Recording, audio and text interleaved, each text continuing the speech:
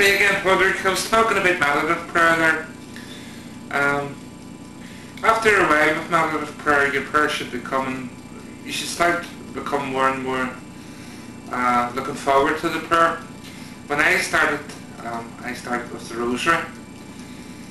It doesn't have to be the rosary you use. There can be several different kinds of prayer, like Lexo Divina or whatever, but after a while, there's a sweetness to prayer and you start to look forward to it. Again, to use the analogy of learning how to play the guitar, you start to enjoy the guitar so much that it's not really an inconvenience or a pressure in order to spend more than half an hour a day playing the guitar. You really enjoy it that much that you start to do more and more, so that the music more and more takes over your life.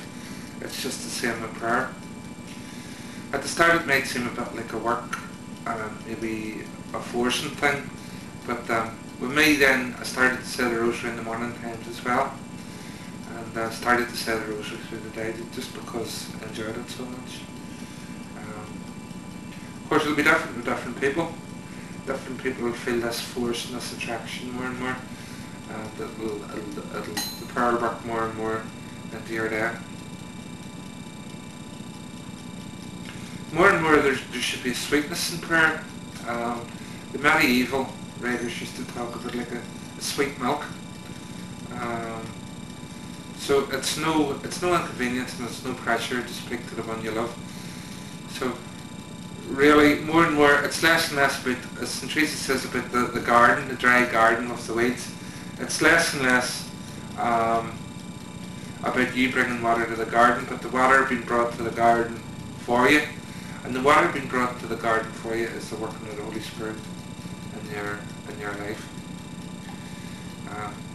My mother and father, they were married for over 50 years, and when I used to go up to their house, I used to see them sitting with each other and not talking. That didn't mean that they weren't communicating. They were communicating, but they were communicating through just simply being there. Just the same way with prayer.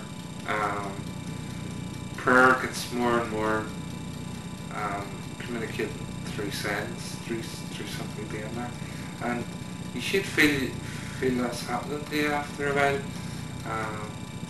More and more peacefulness, more and more restfulness, more and more just being there with the Lord. But coming back to this beginnings of prayer, you don't start to pray because you wish to. It's God that's called you to prayer, and this is what's drawn you there in the first place. So there is a measure of conversion about prayer, and it is the strength of this conversion experience that to find God as a personal,